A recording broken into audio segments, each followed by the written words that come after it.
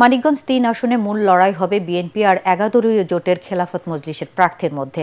রাজধানী খুব কাছে হলে উন্নয়নের ছোঁয়া লাগেনি এ জেলায়। অনুন্নত ভাঙাচোরা সড়কের উন্নয়ন, উন্নত চিকিৎসা ব্যবস্থা আর মানসম্মত শিক্ষা প্রতিষ্ঠানের দাবি এলাকাবাসীর। দল দেখে নয়, যে প্রার্থী জীবনমানের উন্নয়ন করবে তাকে নির্বাচিত করতে চান ভোটাররা। মানিকগঞ্জ প্রতিনিধি শহীদুল ইসলাম সুজনকে সাথে নিয়ে রিপোর্ট করছেন সাজ্জাদ জাহান। ভূমিকম্প সহনীয় মোস্ট ডিউরেবল দেশের প্রথম থার্মেক্স রড সালাম স্টিল। সালাম স্টিল বোঝে ডিউরেবিলিটি। সালাম স্টিল, মোস্ট ডিউরেবল স্টিল।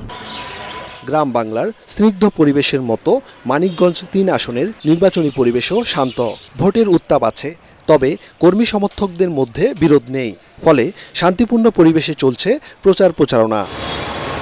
ঢাকার পার্শ্ববর্তী এলাকা হলেও শিল্প কারখানা গড়ে না ওঠায় সৃষ্টি হয়নি কর্মসংস্থান। আধুনিক যোগাযোগ ব্যবস্থা গড়ে না ওঠায় এলাকাবাসীর মাঝে রয়েছে ক্ষোভ। উন্নত চিকিৎসা ও শিক্ষার সুযোগ থেকে বঞ্চিত তারা। একটা মাটিও এখানে পড়ে নাই, যেখানে একটা মাটি পড়ে নাই সেখানে অবকাঠামো দিকগুলি আমাদের দুর্বল আছে। আমরা চাই যে এলাকায় রাস্তাঘাটগুলা ভালো হোক, এলাকায় মাদক মুক্ত হোক, সন্ত্রাস মুক্ত হোক। মানিকগঞ্জের জেলা যে আমাদের যে বাসস্ট্যান্ডের মধ্যে গোল চত্বর না হওয়ার কারণে অথবা ফ্লাইওভার না হওয়ার কারণে আমাদের এই দুই পাশের লোকজন অনেক ভোগান্তির শিকার হয়। আমাদের কোনো উন্নত মানের চিকিৎসা এখানে নাই, কোনো ভালো ডাক্তার এখানে নাই। ওই দেখা যায় প্রতি শুক্রবার হয়েছে ঢাকা থেকে কিছু ডাক্তার আসে, তারা সপ্তাহে সপ্তাহে এসে রুগী দেখে যায়। এছাড়া কোনো ভালো মানের ডাক্তার আমাদের এখানে বসে না। ধানের শীষের জনপ্রিয়তার সঙ্গে নিজের ব্যক্তি জনপ্রিয়তা পুঁজি করে ভোটের ময়দানে প্রচারণা চালাচ্ছেন বিএনপির প্রার্থী আফরোজা খানম রিতা। দিচ্ছেন নানা প্রতিশ্রুতি। জনপ্রতিনিধি হতে পারি, আমার প্রথম কাজই হবে জনগণের স্বার্থটা হাসিল করা। প্রায়োরিটি হিসাবে থাকবে রাস্তাঘাটের যোগাযোগ ব্যবস্থাটা উন্নতি করা। অনেক বেকার যুবক আছে যারা চাকরি পাচ্ছে না বা চাকরির জন্য ঢাকার দিকে চলে যেতে হচ্ছে অনেককে।